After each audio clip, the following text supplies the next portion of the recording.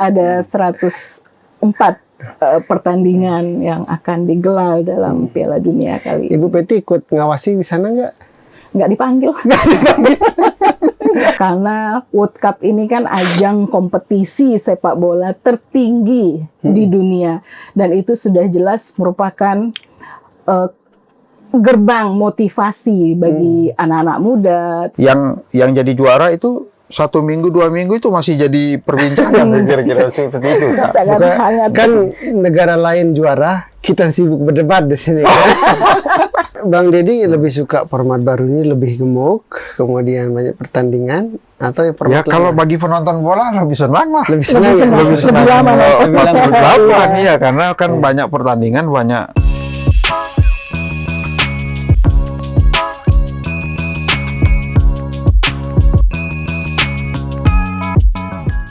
Kali ini masih membahas soal Piala Dunia, dan di sini saya sudah bersama Bung Deddy, tim Panzer Jerman. Iya. Yang katanya mau juara, tapi tunggu dulu. Dan bersama ibunda kita, Ibu Peti Patia, pemilik klub perempuan putri di NTB, Neo Angel ya. Neo Angel FC. Neo Angel FC. Kayaknya klub perempuan satu-satunya atau yang pertama itu di NTB? Yang pertama di NTB. Iya. Dan beliau ini sekaligus pengawas pertandingan. Kami sudah pakai baju jersey mau bertanding, nanti beliau yang ngawasi. Bung Deddy, saya dari mana dulu? Bu Peti kayaknya dulu ya. Bu Peti dulu, yang lebih otoritatif. Ya. Kalau kita ini penyuka bola, ya, bukan apa yang paham taktis. Bu Peti, saya langsung saja ini. Bagaimana Ibu melihat format baru Piala Dunia? Saya langsung saja ke poinnya ini. Ini kan pesta olahraga sepak bola terakbar lah yang di Indonesia, semua sekarang mata tuju ke situ. Dan bagaimana Ibu melihat format baru di tengah situasi yang juga agak berbeda, Bung Deddy? Nanti Bung Deddy yang bahas yang agak-agak miringnya. Bu. Iya, baik. Piala Dunia 2026 ini memang sangat berbeda ya dengan yang sebelumnya. Karena di samping kondisi sekarang yang sedang tidak baik-baik saja ya, Amerika dan lokasinya di Amerika, sehingga banyak kontroversi dan sensasi nantinya yang akan terjadi pada Piala Dunia ini.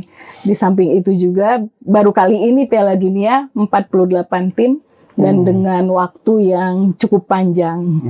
Melelahkan gitu ya. Iya. 48 tim, sebelumnya 32 ya. Sebelumnya 32 tim. Ini gemuk sekali nih, Mbak. Dengan waktu yang cukup panjang dan juga match yang cukup banyak. Ada 104 pertandingan yang akan digelar dalam Piala Dunia kali ini. Ibu Peti ikut ngawasi di sana nggak?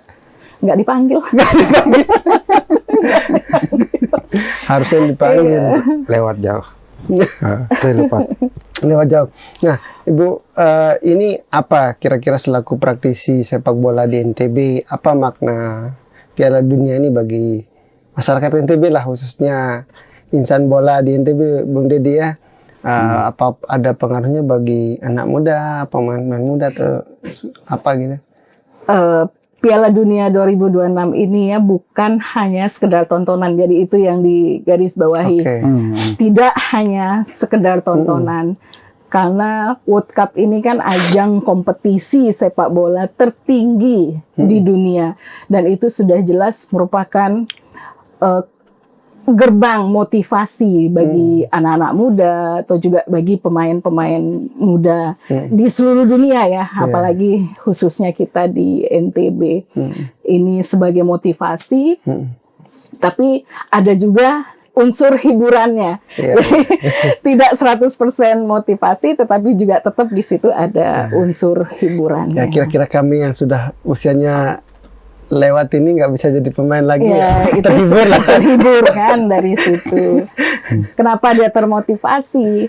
Karena dari pemain muda kan Piala Dunia itu mimpi. Semua anak-anak itu pasti memimpikan Piala Dunia. Di samping itu juga di situ kan ada beberapa pemain muda. Saat dulu Mbappe dia bersinar di tahun Piala Dunia 2018 pada usia yang masih muda. Terus saat ini ada Yamani, aduh saya lupa. Yamal. Ya, itu kan dia sangat muda ya. Nah, ini menjadi bintang muda Piala Dunia kali ini, dan dia baru pertama kali ikut Piala Dunia. Ini dia semuda itu sudah bisa menarik perhatian dunia. Dengan melihat itu, anak-anak muda kan pasti punya inspirasi. Dia muda bisa, aku juga pasti bisa. Usianya berapa sekarang? Situ. Yamal itu 17, 18? 17 dia sudah ikut Piala Eropa. Sekarang 18, 19 lah umurnya. Dia sudah bisa mengikuti Piala Dunia di usia yang sangat muda. Sama jadi kayak itu, pemain kita ya, Matthew Bakker kemarin debatnya. Iya, Bakker masih 17 tahun, dia sudah berada di tim senior lagi. Jadi dia Yamaninya Indonesia. Ya, jadi memang ini motivasi bagi anak-anak didiknya Ibu dari anak-anak muda kan termotivasi. Di samping itu juga terinspirasinya dari adanya harapan bagi kalangan ekonomi yang kurang mampu dengan melihat beberapa bintang sepak bola dunia yang tadinya bisa bangkit dari kemiskinan. Nah, mereka juga pasti bisa beranggapan bahwa dia bisa merubah hidupnya dari kondisi yang sekarang tidak mampu menjadi seorang bintang nantinya, ya, yang bisa membangkitkan dia dari kemiskinan. Dan anak-anak juga kalau nonton tidak hanya melihat dari skor akhir pertandingan, tetapi mereka lebih memperhatikan kepada teknik. Teknik, bagaimana speednya, dan dilihat bagaimana seorang Messi bisa mencari ruang, ya, seorang gelandang bagaimana mengatur temponya, dan juga pemain belakang, back, bagaimana dia mempertahankan tacticfulnya di situ. Jadi anak-anak justru ini merupakan kursus gratis. Kursus visual gratis yang tertinggi. Kenapa? Karena dia dengan nonton itu dia bisa mengamati bintang-bintang, bagaimana skill-skill bintang itu. Semua pemain bintang ngumpul di situ. Jadi itu yang bisa sampai di perang bintang nanti. Perang bintang. Iya. Dan biasanya setelah pasca Piala Dunia, karena saya pernah mengelola SSB ya, akan banjir pendaftar baru di SSB. Mantap ini. Itu efek yang nyata terlihat di lapangan. Kenapa seperti itu? Ya, anak-anak kan ingin juga turun ke lapangan dan melihat selebrasi. Dia juga ingin mencoba kan bagaimana rasa selebrasi pemain bintang yang ada di Piala Dunia. Pastinya saya juga mengalami waktu kecil juga pengen jadi pemain bola, Bang. Tapi nendang bola aja nggak bisa. Dulu. Jadi itu yang terjadi ya pasca Piala Dunia, pasti banyak pendaftar baru. Karena mereka lihat orang tuanya nonton, ya kan gaungnya Piala Dunia dari bocil ya, dari balita sampai ke lansia itu membicarakan sepak bola, membicarakan Piala Dunia. Jadi ini giroh nonton bola, bahkan di beberapa daerah kayak di Papua bikin kampung Piala Dunia. Kemudian konvoy gitu kan, kayak lebaran kita di sini mereka justru lebih rame dari hari rayanya gitu. Nah, itu euforianya, Bu ya. Euforianya. Nah, kalau Bung Deddy, saya pindah ke Bung Deddy. Ya, jadi dulu pernah bercita-cita jadi pemain bola nggak, Bang? Saya enggak. Saya justru di rumah itu dulu lapangan bulu tangkis. Oh gitu. Jadi saya pemain. Tapi karena dulu tahun-tahun awal yang saya ingat fenomenal tuh waktu Maradona tahun 86 itu kan. Jadi TV itu masih tetangga-tetangga pada nonton. Kadang di teras, saya dapat juga itu. TV-nya di dalam jadi di luar karena karena Piala Dunia. Masih pakai lapis biru. Ya, yang ada kayu triplek itu kiri kanan Wah, tutup. seru itu. Terus berkembang lagi ada yang lapis warna. TV-nya tetap hitam putih tapi pakai lapis. Berarti warna. lapangannya nggak hijau kan? Itu iya. Hitam putih. Iya. Nah terus Iya, jadi- apa ya? Ya, saya lihat tuh dari yang seingat saya ya, dari zaman yang bintangnya Maradona tahun 86 itu. Kemudian ketika saya usia yang prima lah begitu ya, waktu zaman time songnya Waka Waka. Shakira yang Shakira, 2010 ya, 2010 Afrika Selatan itu kemudian sekarang juga Shakira juga kan, dai time songnya. Nah, saya lihat ada kesamaan gitu. Jadi heroisme penonton untuk bangga menyaksikan sekaligus juga seru-seruan karena dia punya klub, kemudian menang atau kalah atau peristiwa-peristiwa unik yang dialami, surprise, kejutan-kejutan, kemudian ada juga prediksi yang memang sesungguhnya itu terjadi gitu. Itu hampir sama. Dari 86, kemudian 2010, sekarang ini 2026, setidaknya yang saya pantau itu. Dan antusiasme publik atau penonton ya mungkin di luar dari tentu saja atlet bola, kemudian ekosistem bola lah. Di luar ekosistem bola saja itu heroiknya luar biasa. Itu seperti tontonan universal. Iya. Semua segmen itu hadir di dalam tontonan itu, tidak mengenal latar apa. Kemudian mereka menyaksikan 2 kali 45 menit, atau misalnya ada tambahan waktu atau penalti bahkan sekalipun. Dan itu perasaan hampir ada semacam psikologi mereka yang tidak peduli soal apa yang dihadapinya. Ketika ada Piala Dunia itu ada optimisme mereka menyaksikan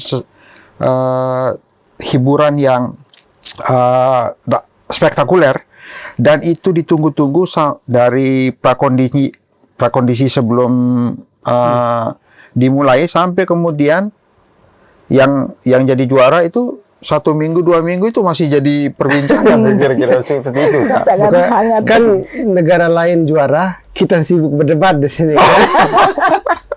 Harusnya begini, harus gitu. Iya. Komentator kita top lah, komentator kita boleh. Ya biasa konsekuensi jadi pemain ke-12 itu. Sebenarnya kemarin kita udah siapin jersey, siapa tahu lolos kan, tapi burung kan. Iya.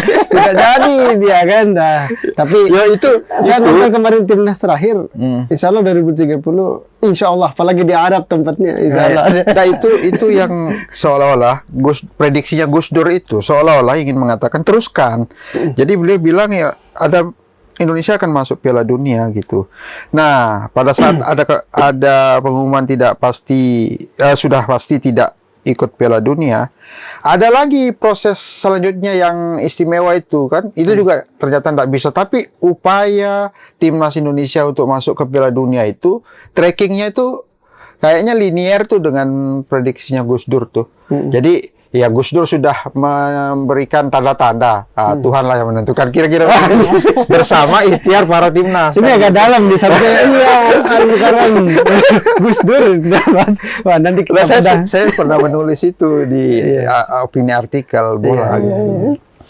Oke, Bang Ded, selaku fans Jerman ini, ini Anda ini negara luar, dukungannya cukup jelas, Pak. Tetap Indonesia. Iya.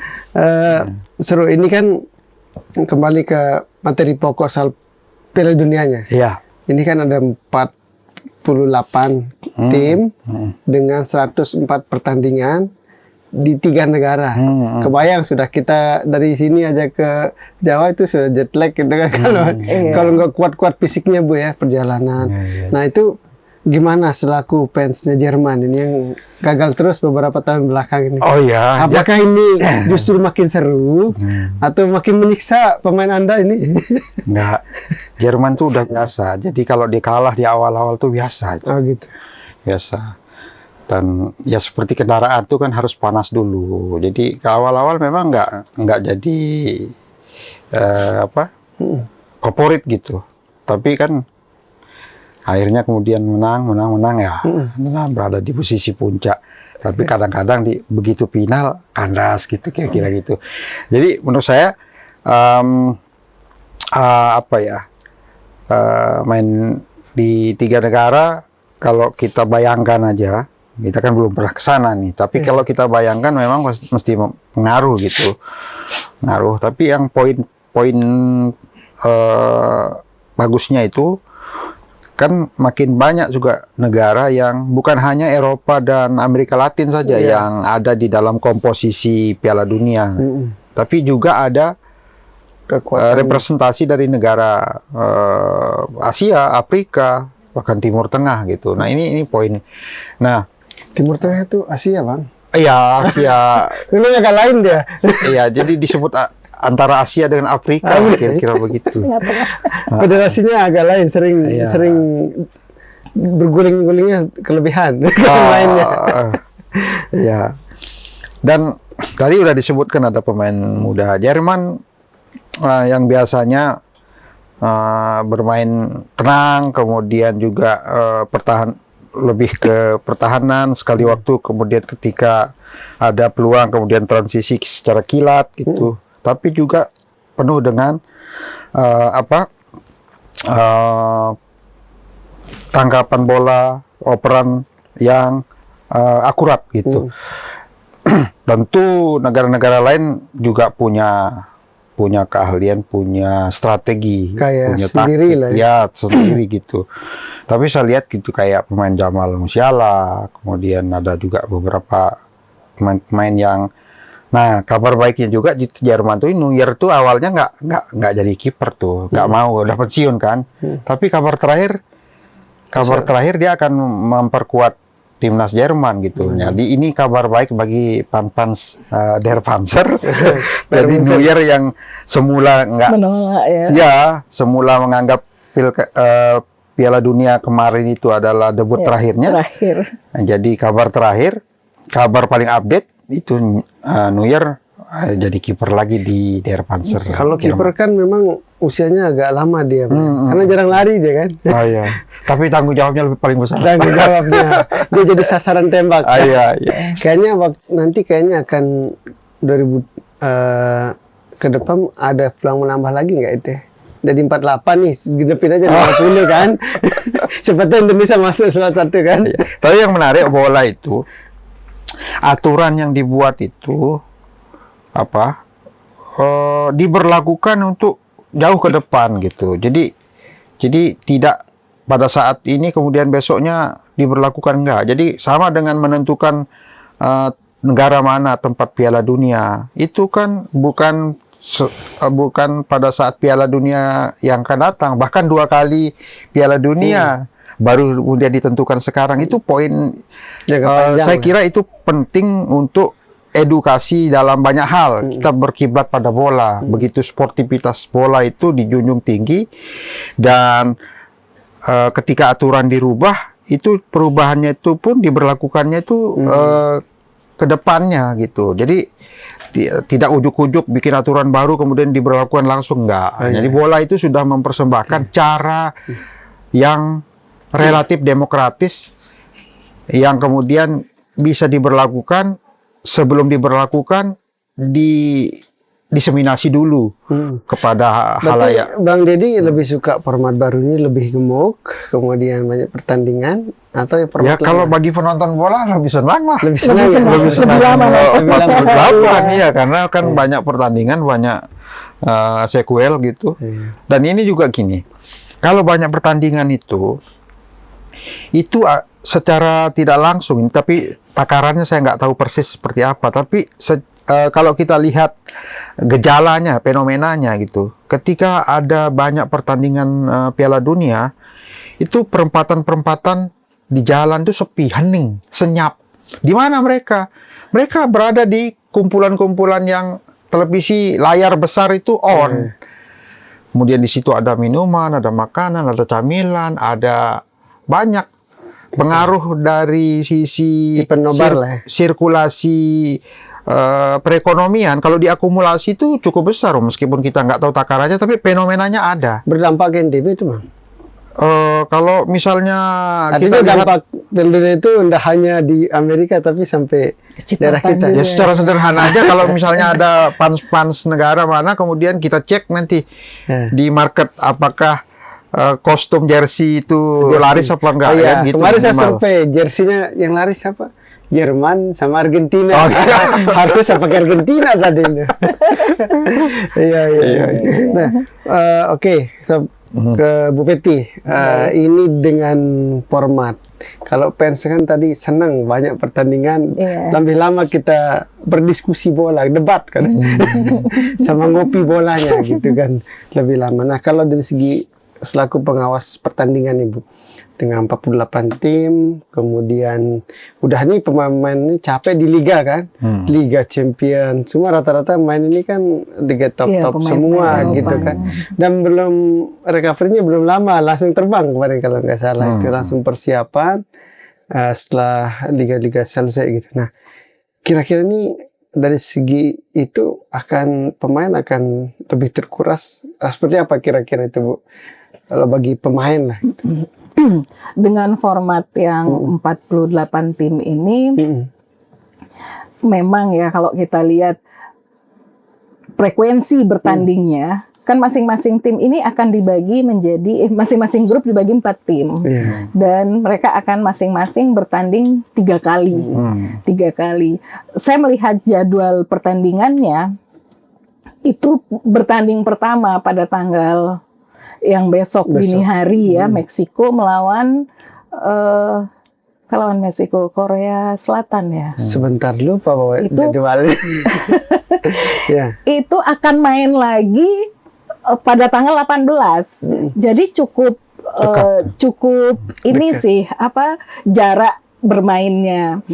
Jadi para pemain supaya tidak cedera, untuk menghindari cedera. Kalau lelah sih pasti lelah, tetapi manajemen pemulihan, tim medis pasti sudah disiapkan khusus ya untuk mengatur recovery dari pemain.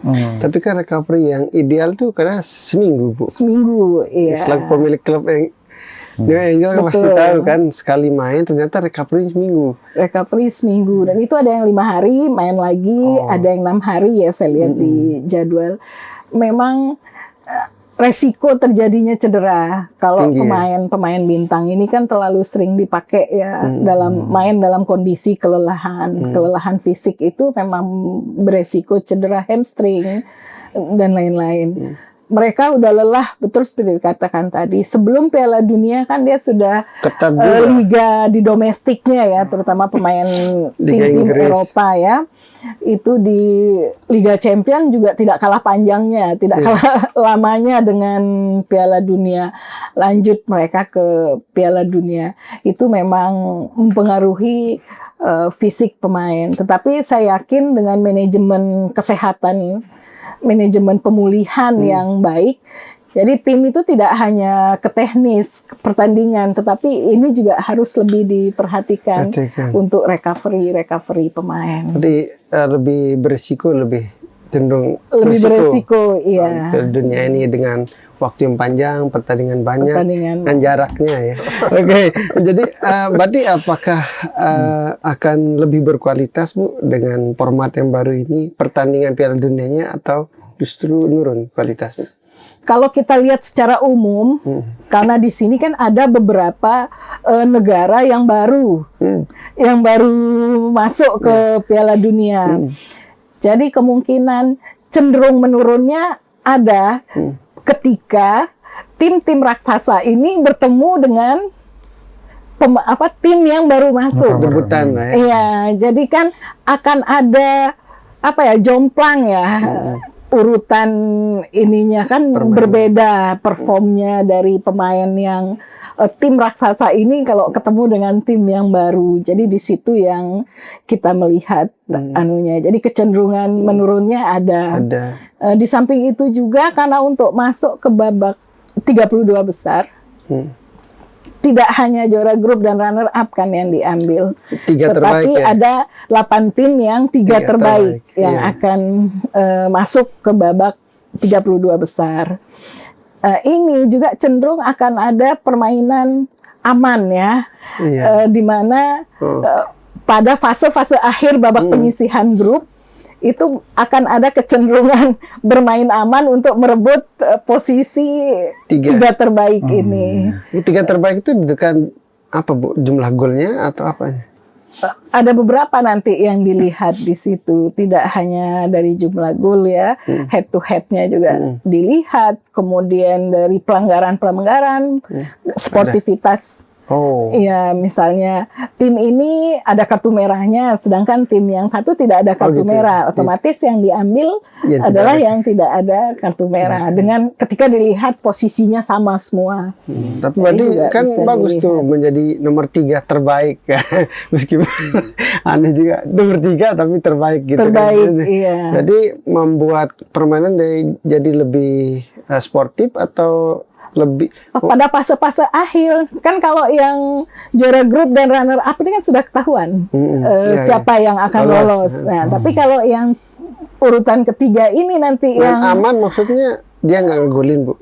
Bermain aman, mencari aman posisinya. Jadi bisa dengan dia tidak berani melakukan pelanggaran kan, karena takut akan dapat kartu dan lain-lain. Saya kira tadi jumlah golnya yang juga dihitung di situ 3 semua dilihat, semua kan dilihat. head to head-nya juga dilihat. Ya. Jadi tambah seru juga di situ ya. Iya, tambah seru. Tapi cari aman. Nah, Bung Dedi, sorry. Kebiasaan panggil Bang Ketua. Nah, ini dengan banyaknya format itu berarti nggak sakral lagi kah Piala Dunia ini? Kalau saya ngelihatnya itu kan dari perspektif penonton ya. Jadi semakin menuju ke final itu tontonan itu makin seru, makin seru. Apa yang tadi disampaikan oleh Bu Peti tadi itu, terutama yang dari 4 klub itu kemudian jadi 3 itu, ya ada kecenderungan di awal-awal memang main aman, tapi begitu fase gugur apa segala itu sudah makin maksimal tuh kan, sampai ke puncak final gitu. Nah, kecenderungan kita, psikologi orang menonton tuh kan, mesti ada subjektivitas kita sebagai penonton karena klub yang kita banggakan gitu kan. Nah, nanti dia akan bisa lebih objektif itu ketika klubnya kalah dan tidak masuk nominator, itu bisa lebih objektif. Nah, tapi kalau dia menang, dia bisa mengukur secara rasional nanti pada saat menuju final. Seperti apa? Jadi kecenderungan ya kita sebenarnya dari sisi perbincangan bola itu positif aja sebenarnya itu. Karena mereka dalam pengamatan personalnya, dia punya cara untuk melihat mana klub bola yang paling pas untuk juara, mana yang memang keinginannya secara personal itu ingin juara begitu. Nah, tinggal kan perpaduan itu yang memastikan kemenangan tuh. Bahkan semakin kesini Piala Dunia itu ada banyak prediksi-prediksi yang bukan hanya datang dari manusia kan gitu. Jadi superkomputer Opta kan? Ya bisa superkomputer, bisa bahkan Piala Dunia kemarin tuh kan ada burung justru yang menentukan kemenangan siapa, dan itu ada yang berprediksi itu ternyata benar gitu. Bahkan ada mitos grup yang tim yang di grup C itu selalu juara. Ya, mitos-mitos dalam bola itu cocokologi. Ya, jadi biasa gitu. Jadi bahkan ada pakai kartu gitu. Dia nanti fase mau final tuh, perempat final tuh kayak gimana tuh. Berarti akan tetap seru lah. Seru. Tetap Ya. meskipun nambah peserta, justru nambah bagus nih. Ya, Jadi, hanya memang mungkin dari sisi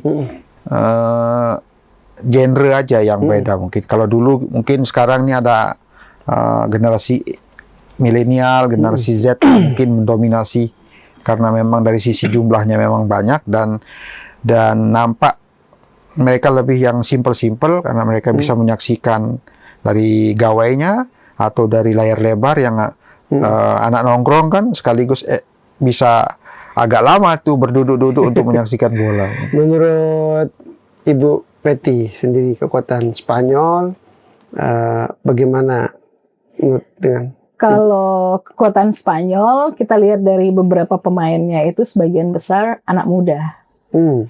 Jadi semangatnya lebih ini apa istilahnya kekuatan dan semangat serta taktik.